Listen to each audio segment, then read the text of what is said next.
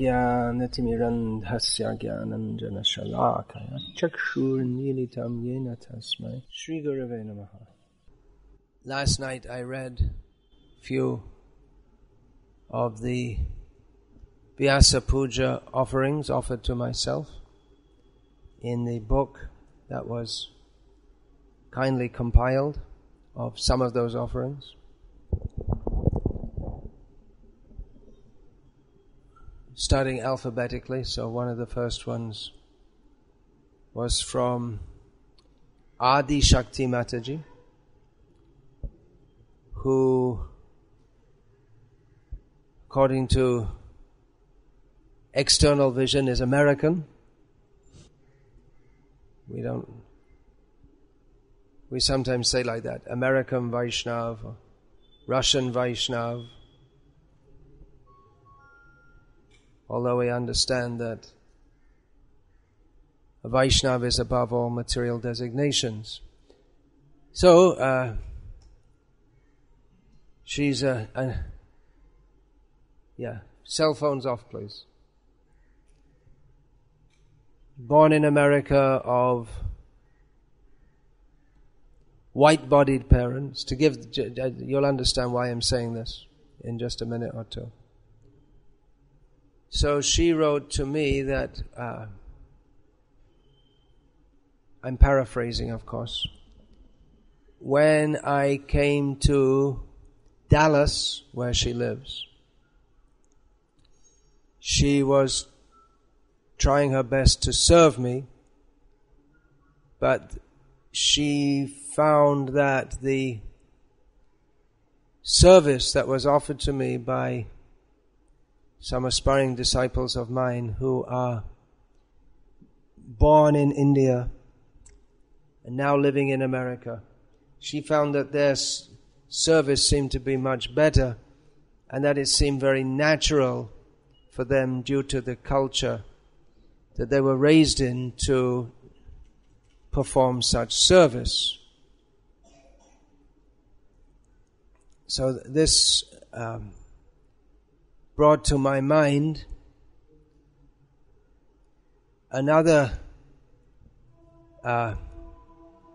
writing about me by someone else from America who I initiated, who could maybe be called an ex-disciple or not really a disciple at all, which was just about the opposite of a Vyasa Puja offering. So,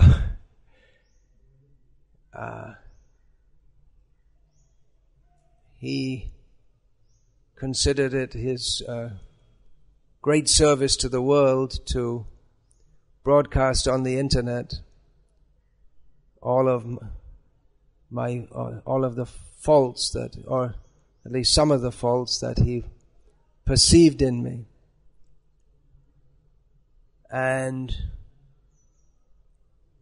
one of the things that he wrote was that he had attended one Vyasa Puja ceremony of myself, and that the foot washing, and he said, people are forced to do it, although I don't see anyone standing there with whips or sticks forcing people, but he may have felt social pressure to do so.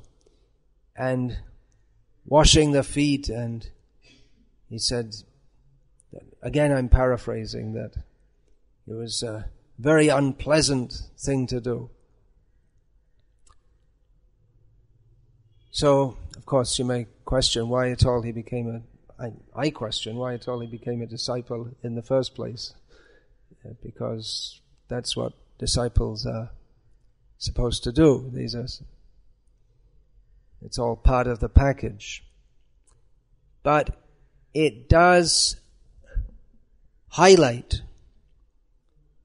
the cultural difference between India, or you could say maybe large parts of Asia in general, particularly where there's Hindu culture or Buddhist culture, and the West, especially in America, which is the epitome of the West. It's the cultural leader. of the West, in which the ideal person is shown to be the rugged individual, and bowing down to others, serving others, showing respect to others. These are considered demeaning. Do you know what that means, demeaning? It means lowers your prestige. So it's a very different culture. It must be very difficult for people in the West in general to take to Krishna consciousness. Maybe that's one reason why prior to Srila Prabhupada's going to the West, it seemed that no one thought it was possible that Krishna consciousness could go to the West at all, because the culture and the way of thinking are so different. Srila Prabhupada, when he was first in America, he met Ravi Shankar, not the present so-called incarnation, but he's a famous sitar player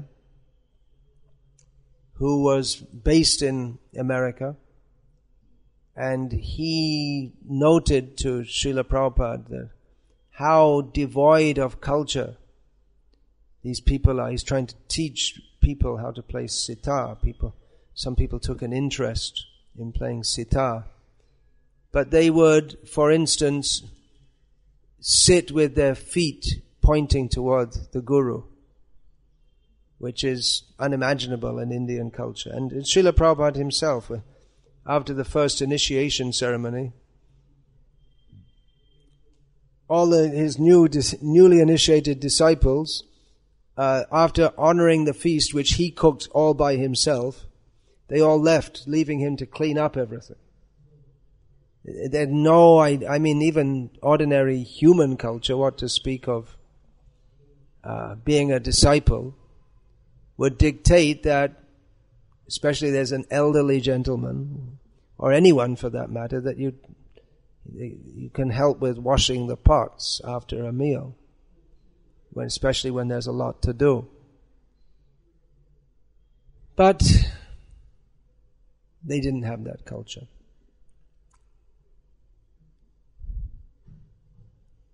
So one of the things that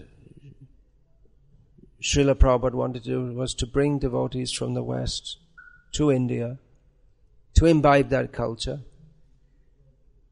We find ourselves at the present time, and when I say we, I mean myself and maybe a few others, who are concerned to preserve that culture in India.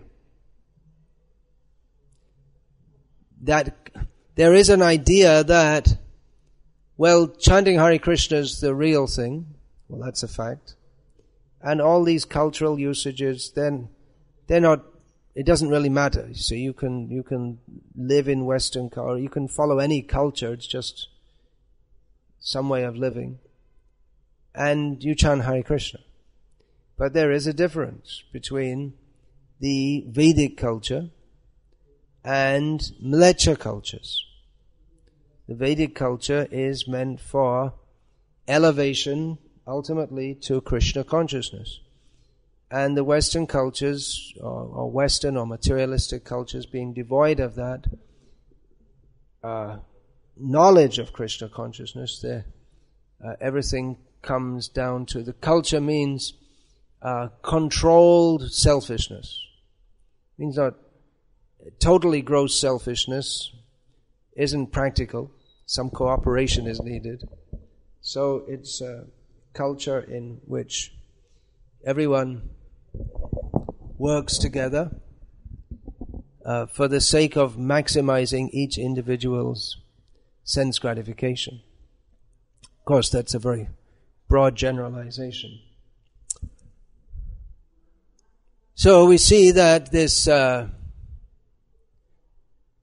Vedic culture, that is very prominent, offering respect and service to superiors,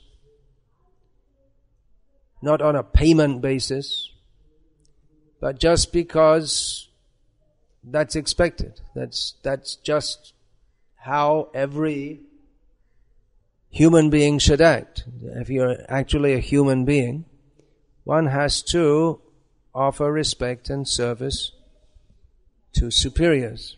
And someone who is skeptical, they might think, well, that's all right for myself sitting here to say that. Now I've assumed a superior position and I'm just brainwashing you all just to fulfill my every desire. Well, yes, it is possible to misuse that culture. I pray to my superiors that I don't do that. But, that is the expected. That is there in Krishna himself served his Guru Sandipani Muni. After coming to Mathura and killing Kamsa, he apologized to what you might call, if Krishna hadn't been the Supreme Personality of Godhead, you would have called his blood parents, Devaki and Vasudev, that I was not able to serve you due to circumstances, because it's expected that the children will serve the parents, although at that young age that Krishna was, it's more around the other way. But Krishna said that it's my duty to serve you. But in the Western countries, no idea. In the West, in America, once a woman, I believe it was the mother of one of Srila Prabhupada's disciples, said to Srila Prabhupada, observing how Srila Prabhupada's disciples behaved in relationship to him, she said in a shocked way that all these people, they worship you, because they can't imagine in the Western countries that someone would worship someone else. Well, yeah, there may be just someone like a sports star or a cinema star, then it would verge on worship. Not in the cultured Indian way, but like sports star or cinema star, people will scream and yell and act in their presence. The fans all come together. They scream and they yell, and that's their version of worship. But Srila Prabhupada replied that yes, as if, of course they do. That's what disciples do. He said yes in a very matter-of-fact way. As I'm worshipping my Guru. That's the normal, natural culture. But in the Western countries, that's considered repulsive or degrading. However, Srila Prabhupada wanted to introduce this culture. He didn't ever restrain his disciples. Just at the airports, when Srila Prabhupada would arrive in a city, especially in America, because he was in the West, he spent most time in America. His disciples would greet him with uproarious kirtan. Not gentle, sweet kirtan, but really wild kirtan. And Prabhupada never discouraged them and say, well, what will the people think? And what did the people think? They were absolutely amazed. Most people, especially in the earlier days, and they'd never even imagined that anyone could have shaved head with these kind of clothing. It was culturally, it was a great shock for the people of America to see Srila Prabhupada's disciples. And they often reacted in adverse ways, but Srila Prabhupada, he never discouraged that. He encouraged it. Yeah, let them do. That's Srila Prabhupada said that you may have thought that, well, that wasn't very good for popular opinion. What's that called? Public opinion? No, that's what's called. There's some term I can't. Public opinion, something like that. But Srila Prabhupada said that our method of getting the support of the public is not to adjust to them, but they should adjust to us. Which is quite a bold statement if you consider that the public is millions of people and our devotees are just a handful. But Srila Prabhupada, he never thought or acted as if he was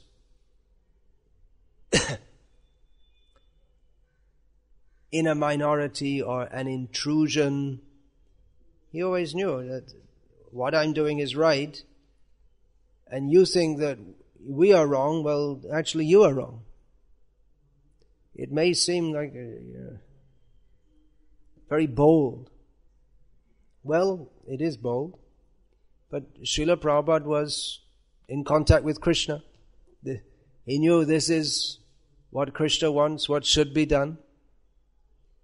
And therefore he didn't feel embarrassed or think that we should tone it down because people may not like it. He encouraged that to go on. And he wanted his disciples to come to India to see this culture. Among the reasons he wanted them to come, to see this culture, to live in this culture. This, what shall we call it? Anti-Vyasa Puja, or opposite of Vyasa Puja, offering writer. I don't know why he's so against me. I can't remember doing it. I tried to help him in so many ways, but I brought him to Bangladesh, and he saw the culture, which, although there may be many discrepancies, also the Gauriya Vaishnava culture in many ways is very strong there, and it's quite a cultural experience to visit there and be with the Vaishnavas and see how they very joyfully and happily welcome Vaishnavas or the representatives of Srila Prabhupada. So it's a great cultural education. So I brought him there, but somehow it seems he didn't have attraction to that, or rather than that, he seemed to prefer the rugged individual American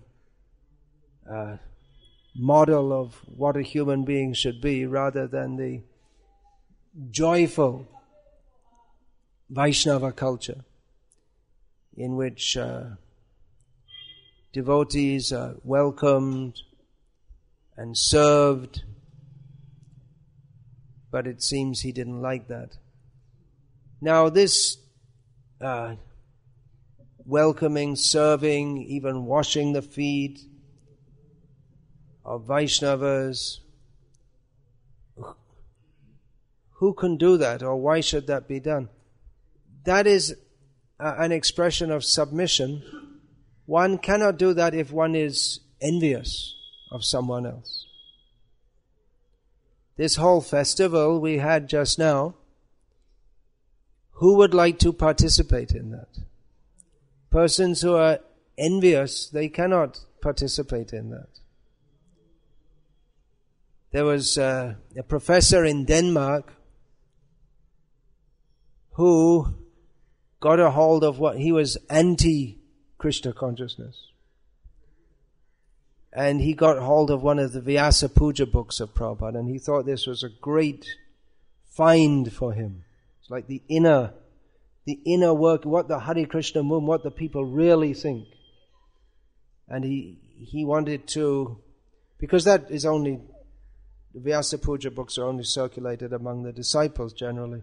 So he thought this was a great find to demonstrate how the members of the Krishna consciousness movement are brainwashed into complete submission to their guru.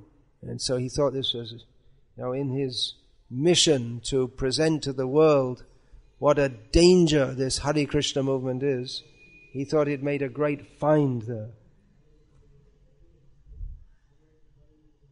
Because that rugged individual role model of the Western person is that you don't bow down to anyone, let alone wash their feet. It's such a horrible thing, they'll think. Whereas the Vaishnavas are thinking, if I could get the opportunity, what a great opportunity that would be.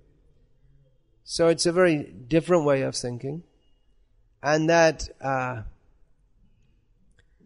Vedic culture that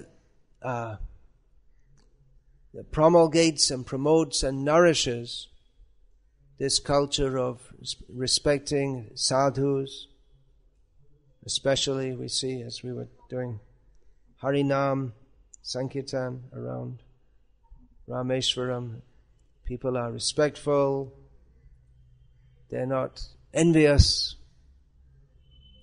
so they can accept this more easily, as Adi Shakti was saying. They have that natural culture is there. Whereas for Western people, when they take to Krishna consciousness, it may be that it's very difficult for them to take it very deeply to heart, because the basic way of thinking that they have, the cultural background that they have, is very different. I'm not saying that Westerners can't be devotees or are not devotees, but it comes more naturally to people raised in that culture. So that's important to preserve that culture and to uphold that culture, which within India is now under attack in so many ways. And within ISKCON is under attack in so many ways. There is this misconception, widespread misconception, that, whatever, I already mentioned that, what you do and how you dress and how you behave, and all these things, they don't matter so much, but the real thing is chanting Hare Krishna, which in one sense is true. Or how you behave, they think that is important, but morality according to Western ideas, rather than the culture which is given in Krishna consciousness, or in the whole Vedic culture. So, along with the Srimad Bhagavatam, Bhagavad Gita, and all these teachings, it's also important that within our society and in broader society, Ramayana, Mahabharata, these are also preached. It's not that it's outside our Vaishnava culture. From Sri Chaitanya Charitamrita and Srimad Bhagavatam, it's clear that the subject matter of Ramayana and Mahabharata is known among the Vaishnavas. It's just that for because we are Gauriya Vaishnavas, we're concentrated, our bhakti is particularly concentrated toward Krishna in Vrindavan.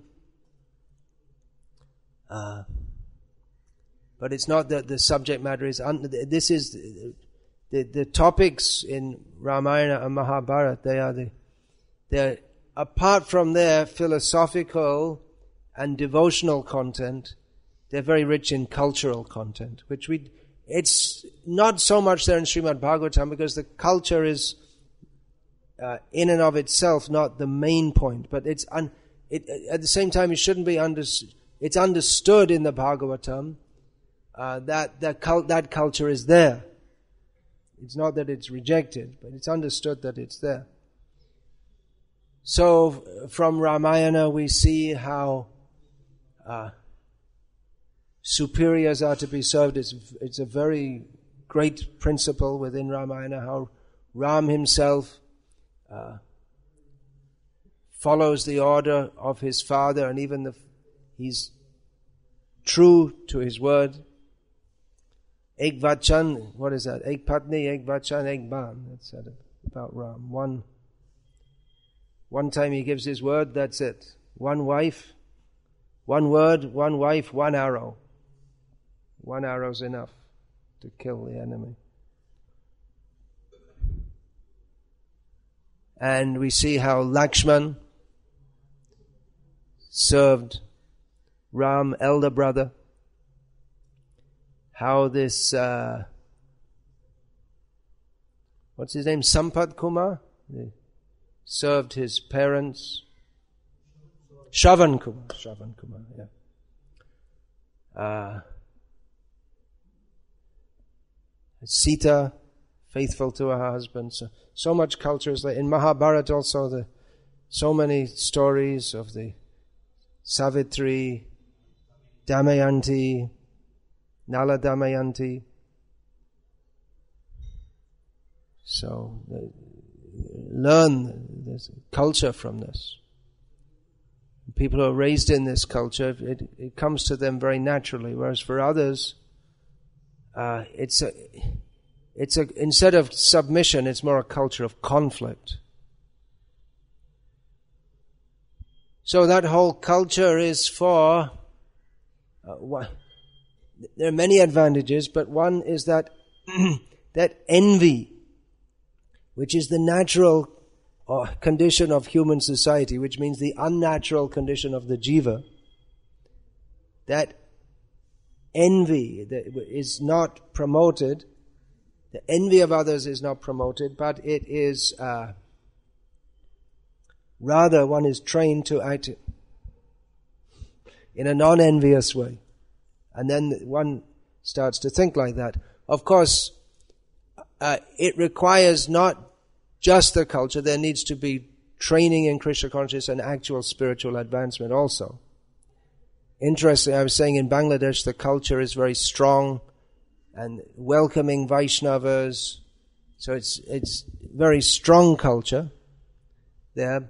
But at the same time, one of the many things I learned in Bengal was, I observed it myself, but I heard Bengalis sometimes say among themselves, if someone is like very mean-spirited, they'd say he's a real Bengali. Because even among themselves, they recognize there's a lot of envy. So the culture is there. It's generally not expressed in an overt way. That was a good one, huh? You got a nice photo there. And do a little more acting if you like. Please, just listen here. So without the training in Krishna consciousness in an authorized manner, then the envy will express itself in another way. So that even though people may be overtly very polite and respectful, but they have to do it they have to express their envy in an indirect way, which becomes political. So there's my psychological analysis of why Bengalis are said to be political. This is not an anti-Bengali diatribe. But I have heard it said something like that, that if you put two Marwaris together, they'll start a business, and if you put two Gujaratis together, they'll cook some sweets, and if you put two Bengalis together, they'll either start a fight or a political party. Something like that. I mean, this is not Shastra Praman, but anyway, I'm just making the point that the culture that is very good should be adopted, but training in Krishna consciousness is also required to bring that to its fulfillment. And if the proper training isn't given, then people can take advantage of it. Like there's so many bogus swamis who take advantage of it, of people's respect. Or without training, people who are raised in Vaishnava culture, they worship all these bogus gurus and bogus avatars. And the actual result of that, of being Krishna conscious, coming to Krishna conscious, getting free from envy, then that doesn't happen. But, so that point I needed to make. Of course, I made it many times, but just when I read that statement, it brought to mind the contrast between one devotee who very humbly recognizes her cultural shortcomings, and another who, although theoretically taking to Krishna consciousness, when confronted with what it actually means to submit yourself to a guru, they become very envious. So then what should we do? Introduce Krishna consciousness in a halfway kind of way. But that doesn't work either.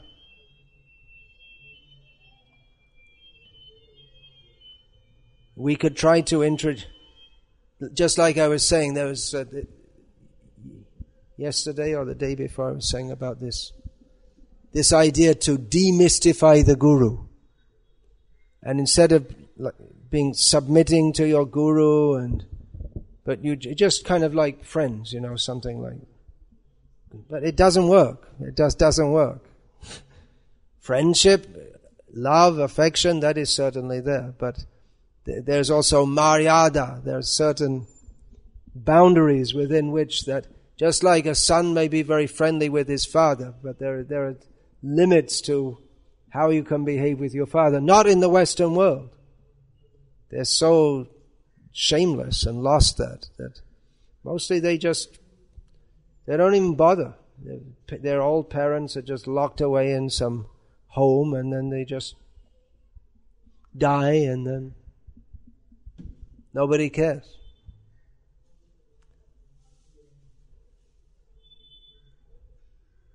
This festival also is saying no one could partake unless they're free from envy. But what is the result of that? That those who have participated, they experience the bliss, the happiness of Krishna consciousness. That is possible for persons who are free from envy. Otherwise, these other festivals, I was talking about the carnival in Brazil, and what other beer festival in Munich. So people, they're trying to be happy, and it may seem that they're very happy, but actually it's just their so-called happiness is just a temporary and artificial covering over their deep inner unhappiness, which comes from envy of Krishna and envy of everyone else. Whereas in Krishna consciousness there's actual happiness because there's no envy.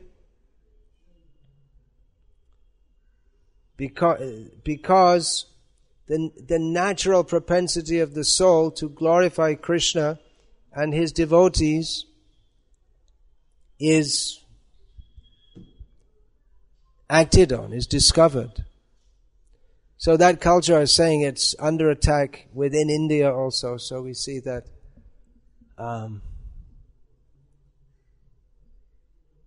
although in many ways the Muslims in India, they are, well, of course, this is very much generalization, but in many ways, many of them, they don't like Hindu culture, but in other sense, they can't help but be influenced by that. So we find that many Muslims also, they appreciate the Harinam. And you told me that the Janmashtami festival, even many Muslims come and they give donations, and they appreciate that. But because of their training also, there's some things they find very difficult to accept. I'll give one instance that a few years ago, at the Jagannath Rath Yatra in Baroda, Haridas Prabhu of ISKCON Television came to do the TV shooting, and he became very impressed when, as in every year, we go past the Muslim area on the route of the Rath Yatra, and the local Muslim leaders, we stop the Rath, or Jagannath stops the Rath, and the local Muslim leaders come out, and they come on the Rath, and they garland Jagannath, and they take prasadam, and then they go away. So, it's very good that they do that, because in Ahmedabad, just 100 kilometers away, the traditional Rath Yatra route is through the Muslim area, and there's a long-standing tradition of enmity that's associated with that Rath Yatra, and there's, I think nowadays not, because they bring in so many of these rapid action force and all these police, but otherwise it's very common. There are fights and throwing bricks and all kinds of things. Whereas in Baroda, that never happened with our ISKCON Rath Yatra, even though it's going on for so many years, I think. 28 years now. That's the local Muslim leaders are good enough or wise enough to do that. And it's quite against what you might call Muslim principles to do so. Anyway, Haridas Prabhu on this occasion, he was very impressed by that. And although he was booked to go back to Bombay the next day, he wanted to stay, and he just got it arranged for the next evening that the Muslim leaders would come to the temple, and some Sikhs were brought, and we had in front of the temple he shot the like an interfaith conference kind of thing. I don't think he ever broadcast it. I don't know why. Anyway, it all went quite cordially. But then during the shooting or before it or whatever, some devotees were coming, seeing me sitting there in front of the temple. They're coming and bowing down at my feet, and then one of the Muslim gentlemen who had come, he said that, well, we find this objectionable. We should only bow down to God. Which we can understand the sentiment that actually God, He is to be worshipped. But a broader understanding of how He is to be worshipped is that, well, what does He say Himself? Mad bhakta puja bhyatika. That my devotee is to be worshipped even more than myself. It's good to see that only God should be worshipped, that we should not worship any material person. We shouldn't worship, although even the Muslims, I remember I told this several times, I was on a train somewhere in South India, and there was some young men from Pakistan. They looked like Pathans, very big, tall, strong people, and they were speaking with some local young boys, and they were saying that this was the days when Imran Khan was still playing cricket. You all heard of Imran Khan, I'm sure.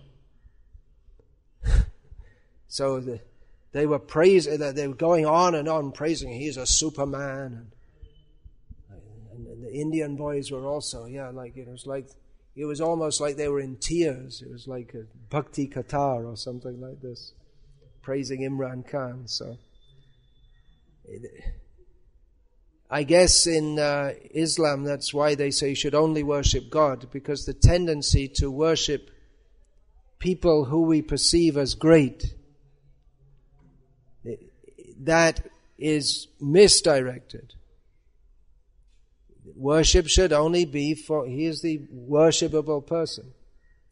And for other things, just like being a good cricket player. Actually, Imran Khan, apart from playing cricket, I think he's just got that kind of aura about him. Like he's very aristocratic and good looking, and he must be from some noble family, it seems like that. He's naturally looks like some kind of godly person, it seems to me, from what little I've seen of him.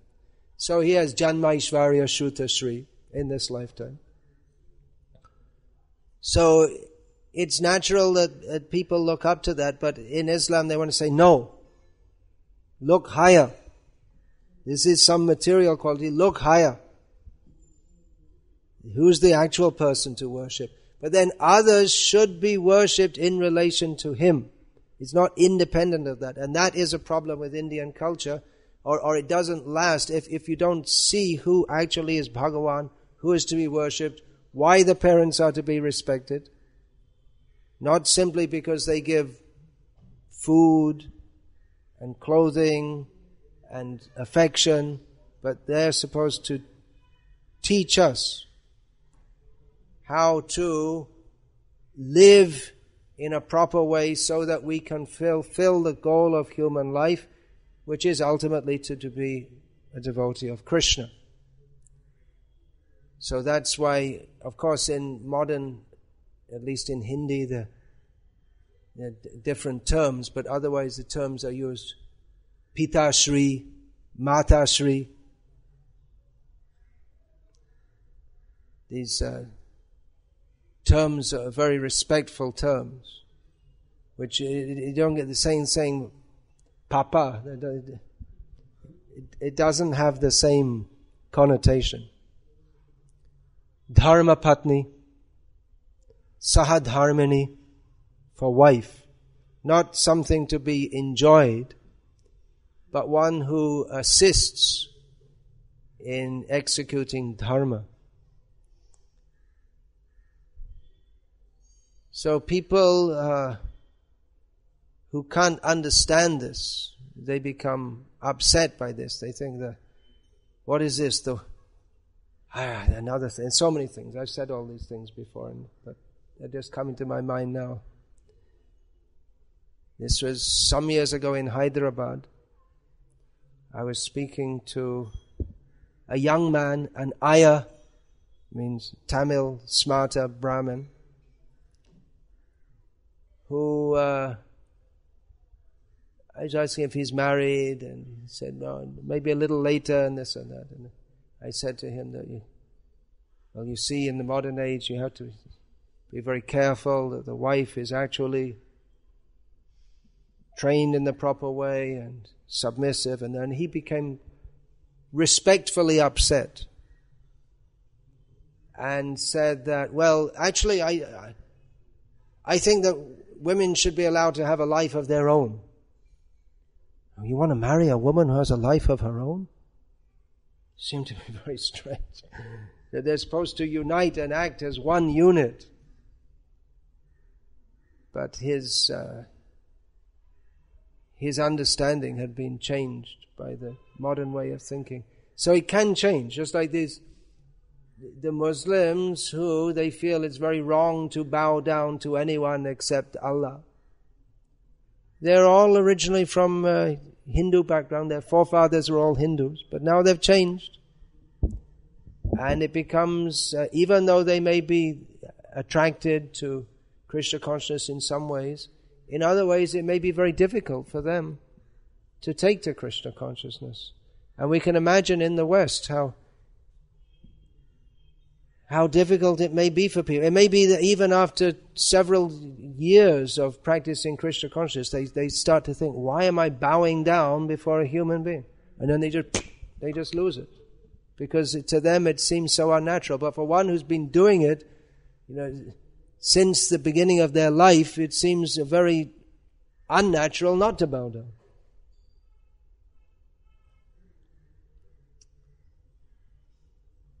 So we have to preserve this culture, imbibe this culture, promote this culture, and know that this modern culture, it's just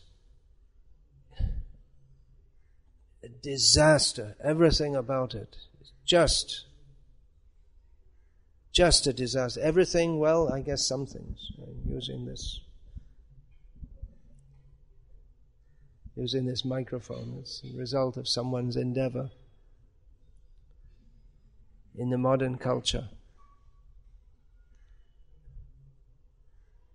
Srila Prabhupada had such a vision to establish this culture, really revolutionary, to re-establish Varnashram culture. Seems even our devotees have a very hard time understanding this or accepting it. Madhav Gopinath Prabhu, who's, from other people's point of view, he had the bad luck to become my disciple. And I didn't ask him to, but he's given up his well-paying job. I think he was earning about 2 lakhs a month or something like that. And he's just going to go and live on the land simply and is making a project like that. And several others of the Grihastha devotees who also had good prospects, good careers, well-paying jobs, are just leaving all that. I didn't tell any of them to do it, but reading Prabhupada's books and listening, I try to do my best not to get in the way of what Prabhupada says or to try to reinterpret it. So what happens is that when you read those books, then you think, well, what is the use of all this so-called material progress? Let's live our lives in such a way that we can be Krishna conscious and that we can give Krishna consciousness to our children. So, Madhav Gopinath Prabhu, what happened just a few days ago is one ISKCON sannyasi was visiting Twin Cities, Hyderabad, Secunderabad, where he lives, and he invited himself to Madhav Gopinath Prabhu's house for the specific purpose of calling together all the devotees in that area and telling them, don't give up your jobs, don't go to the land, don't have gurukuls, it won't work, it can't work. What Srila Prabhupada said then doesn't count now. That's another common thing. In other words, everything Prabhupada said that you don't like, you just say, well, that was meant for 30 years ago. And then you just edit out everything you don't like. So he was so concerned for the devotees that they're spoiling their lives by following Srila Prabhupada's instructions. He made this special effort to go there and, with his status as a sannyasi, to tell them all, to warn them that your guru, I guess he didn't directly say that, but is misdirecting you with all these things, encouraging you in all these things. Then what does he want? You want your daughters to be in the Miss World contest, or you think that's something very nice, very good?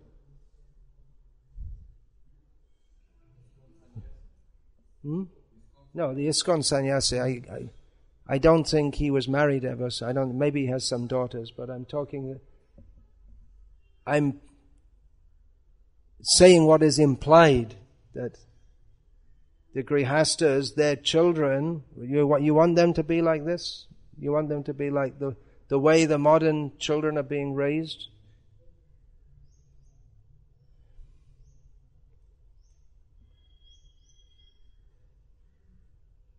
So, yeah, anyway, I've said all these things many times before. But I'll say them again and again because they need to be said. Because all around us, like I say, even within our society, the people are saying other things. There's so many people not within our society who appreciate all this. Isn't it? You have experience. I'm saying especially a Kinchan Krishna. This Jia, where's he from? Sri Perambador, the Jia of Ramanuja's birthplace, is regular. He just 3 days ago visited the new land at Vellore. He comes to the Janmashtami festival organized in Vellore town. He's very much praising. Took prasad with our devotees, which is, it's for them to do that, coming from a Brahmin family with their own traditions, and to take prasad with them is very, very much accepting. It's for us, we should think it's a very great sign that Prabhupada's teachings are becoming accepted. So people will be ready to accept this. Our movement can become there's great possibility of a spiritual revival in India. So many people themselves are realizing how horrible and misdirected this modern civilization is.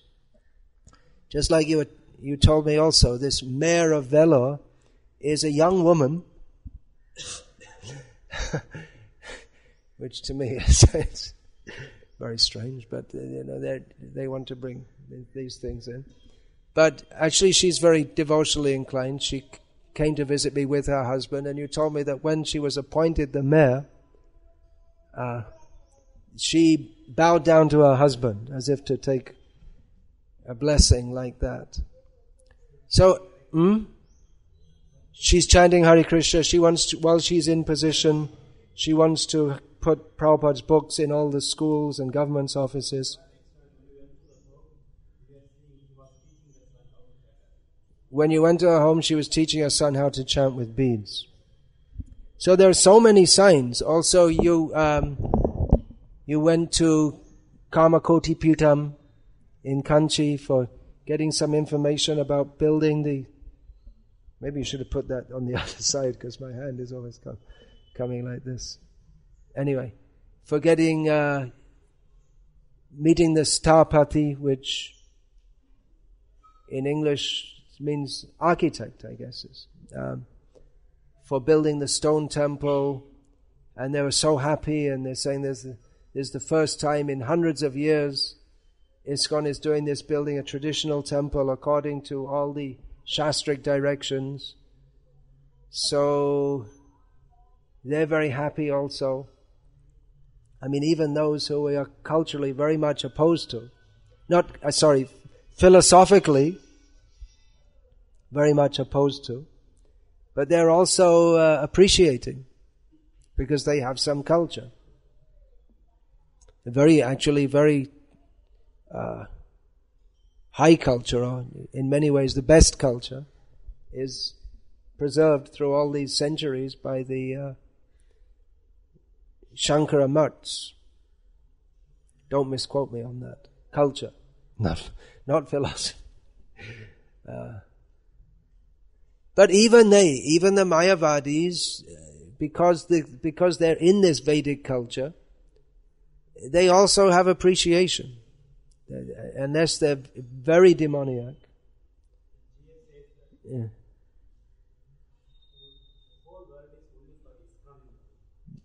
The whole world is only for ISKCON in Kali Yuga. We have been given a limited area by Ramanuja. The whole world has been given by Krishna to you. The Jia of Sri Perambador said. And actually that's a fact, what I can see, that I was also meditating on this, like the Ramanuja Sampradaya, Madhva Sampradaya, they're all great contributions, but the fulfillment is in Chaitanya Mahaprabhu's coming. So, I was saying, just like just here, I was taking breakfast prasadam in this room, and there's a photo there of this Chandrasekharendran Swami Gang.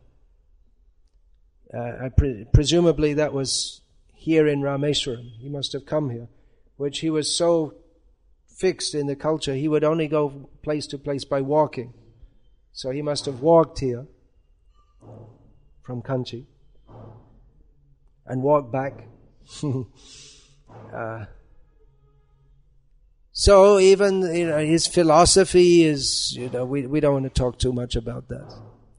But definitely appreciate, he had feeling for Krishna also. There's no doubt about it. That every day his mart is on the other part of Kanchi, near to or just in front of the Ekambarishwaram, the Shiva temple. But he would daily walk, of course. He didn't take a car, because he would walk only. He would visit the Varadaraj temple of Vishnu. So the philosophy is all wrong, but there's some feeling there for Krishna. So that even they, when they get past all the reactions of the offensive philosophy, that feeling for Krishna, that will be very helpful for them. And gradually they may, just like Chaitanya Mahaprabhu, he was able to convert the Mayavadis. They were very strong in philosophy. Nowadays the Mayavadis, with a few exceptions, they're not very strong in philosophy. So they can also come around. Just like that other Jia from further south, Tirukovalam. He said that, yes, actually Krishna is supreme, not Narayan, because you see Ranganatha Swami has two hands. So, like that, they can see there's something very special and powerful. What is special and powerful? Who are we? Practically, if any one of us can speak a little Sanskrit, that is considered like in our ISKCON. It's considered something extraordinary. And even among the Indians who are coming, they're mostly from either a modern background, means not from a cultured. They're all been to MSc and all this kind of thing, which is in the modern culture, or they're from a village which is low caste or something like this. So we're culturally, we're not coming from we might call a good Madhva family or high class Brahmin family. Some maybe. Even the high class Brahmins who join in ISKCON, they're mostly from a background where already the culture's gone to a large extent. But what is there, the chanting of the holy names, has so much potency. Nam namakari bahuda nijya sarva shaktis. Nijya sarva shaktis. Nijya sarva shaktihi. Krishna is his name, so there's so much power. Krishna, he is all powerful. So much power is there. So, Nam hoite hoi sarva jagate nista. By the holy name, the whole universe can be delivered. But we will have to do that, spreading of the holy name, with Sat Siddhanta, proper understanding of why we are chanting Hare Krishna, and also with Sadacha, which means it's a whole package, it's a whole way of life. The whole understanding and what we do, how we do, bowing down to gurus and sadhus, and then how also gurus interact with their disciples. This whole idea, being all friendly and that. Guru also has to, he can't just be like some kind of friend at school, something like that. He has to take somewhat superior position to instruct others. That's required. So all these things, these have to be preserved, promoted, retaught to the Indian people themselves, who have lost much of it, but still can take it. Many of them can still take it. If we just tell them and preach it to them and set a good example, many can take it also. Just like, just a small example by which we can understand it. Gokul Chandra Prabhu told me that at one college near Salem, that I told you all this the other day, they're just in one class, and one of the things they said, this meat eating is not good, and then some girls' college, I think it was the Mataji's Sankirtan party.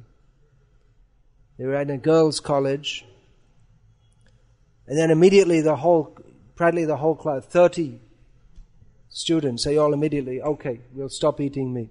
Immediately ready to do so.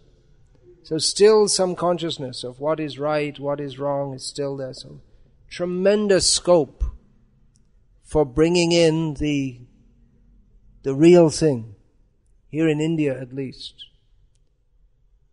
So that culture brings strength also, if we follow all that. Gives us moral strength. In the West, it may take some more time, but we should teach these things also. And those who are in the West, they should promote these things also. Don't become a new crow. Do you know that example Prabhupada gave? You're an Indian living in the West, you should know this. Here's a good one. Good quote from Prabhupada. Prabhupada said, the new crows, they eat more stool. The old crows, they're used to eating stool. I've never seen a crow eating stool, but I've seen garbage, you see them eating. Mucus. We used to see in Calcutta, in our temple, there's a little place where everyone would go and spit in the winter. It's quite cold. And the crows would all be happy to eat the fresh mucus. So Prabhupada said that he said that the Indians, the people in the West, they're already used to all these degraded activities, but the Indians, when they go there, they become more enthusiastic, and they become more Western than the Westerners. And in many cases you see that they become bigger drunkards, bigger womanizers, bigger meat eaters. They're just like trying to show, I'm a real crow. So, of course, many of them, they become disgusted with that also after some time.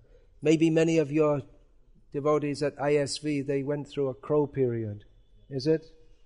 They go through that and then they become disgusted, and then they get, you're a crow. I wasn't going to say it, but I thought it was quite possible. But it doesn't matter now. It's in the past. So that's also important, to teach people what is and explain to them. Just to give another example, this I'm known within our ISKCON society as being a fundamentalist and misogynist. Misogynist means a woman hater. That means if you don't believe that women should have full freedom to do whatever they like, you're called a woman hater. I learned the word when it was applied to myself within this ISKCON society. So must be about 3 years ago, I gave a seminar, Women, Masters or Mothers, in which I explained point by point why the Vedic cultural usages are like this, why women should be controlled, why they should serve their husbands and elders and guests and look after the children, why they shouldn't go to work. And I was expecting a lot of protest, but I didn't get any. And whoever heard that, it seems, they understood it, because it is meant for the benefit of everyone. It's the feminist idea is that women have simply been exploited. But actually, that culture is for the good of the women and of everyone else, if we understand what is the actual goal of life. So, Indians especially, they should practice this culture understand its value, and understand why all these points are there. Why should you bow down to a guru? Or why should you bow down to... why should you do that? That's degrading. But no, you should bow down. By bowing down, that is showing submission. And then one becomes eligible to receive transcendental knowledge. It cannot enter the heart of a proud or envious person. You are benefited by bowing down, by being submissive. And you imbibe that, and then later you give it to others, and they will bow down to you when you're older. And if you're properly trained, you won't take that as an opportunity to exploit them, but simply because I have received this, I should give it to others. And then the culture goes on, generation after generation.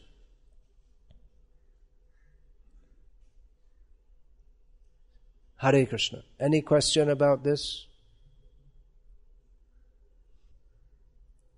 So if you like, you can distribute that Glimpses of Traditional Indian Life book, which gives some little idea of the culture and how we are benefited by following that. You may say, well, we should only distribute Prabhupada's books, but it's supplementary. Many of the things which Srila Prabhupada talks about, it gives a composite view of the culture that Srila Prabhupada wanted us to adopt. So that's important also. Then to actually bring that into being, to make communities in which this is practiced, that's now a great challenge. With all odds against us, in so many ways, there's the financial system makes it difficult. Like in the West, it's difficult. Hare Krishna. In the West, it's difficult to have a community because of subsidies. Make some arrangement for sitting.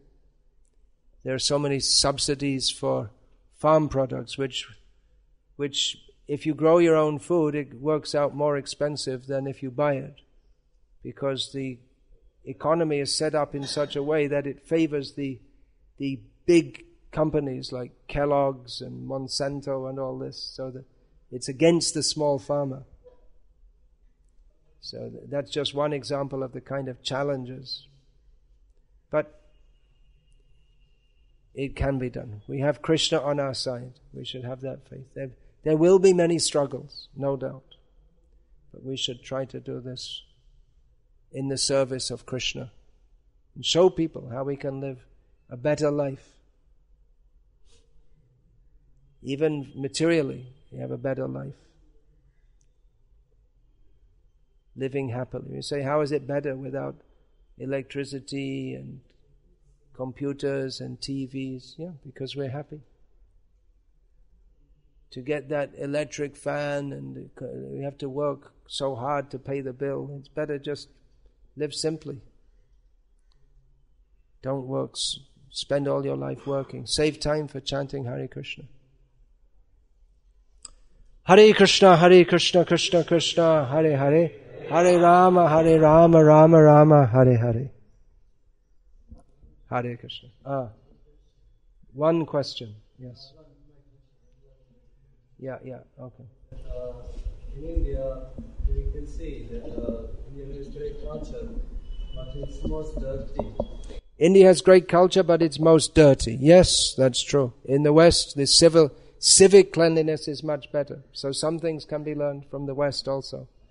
One reason why civic cleanliness, actually I can think of two reasons why there's dirt thrown here and there. One is that in the village culture, traditional village culture, whatever is to be thrown away, just like, what will you throw away? Just like some leaf plate that you've eaten off. Then a goat or a cow will come and eat it. So, but in the modern age, there's plastic bags and plastic cups, and it creates so much garbage. And another reason is that in the traditional culture, there's a caste of people the bungis or whatever you want. They clean up. But now, I don't know what happened. They all became IIS officers or something. And other people don't want to do it. So it's this civic filth, which is common in India, is also because of the unnatural, the culture was changed. Actually, the traditional culture was going on in many ways intact until independence, when the Congress government changed it. They brought in democracy and so many different things. Otherwise, the traditional culture was going on. It's just the whole culture became totally disturbed. Of course, there were some bad points in that which could have been rectified. But the good points were so much better than the bad points. But this modern urban India, this is not the original culture. So, this piles of garbage, obviously it's not good. I'm not saying that everything in modern India is perfect by any means. There are so many problems. But at the same time, it's still by far the best place for practicing Krishna consciousness from the cultural point of view. In some ways, there may be some advantages in the West, just like you don't have such long work hours as they have in modern India. But that modern India, that's not part of the traditional culture to be working 6 or 7 days a week, 10 or 12 or 14 hours a day. So, anything else? All right then. You said that you have to be very straightforward. But I didn't say I had to be very straightforward. Or yesterday or the day before. Yeah. Maybe I did, yeah. But there's some devotees saying that we cannot always be straightforward. We cannot always be straightforward. Yeah, not always. As a general principle. As a general principle, we should speak what people need to hear rather than what they like to hear. But there may be cases where some other consideration is there. But as a general principle, unless we speak the truth, then how is anyone ever going to hear it? And we also won't hear it.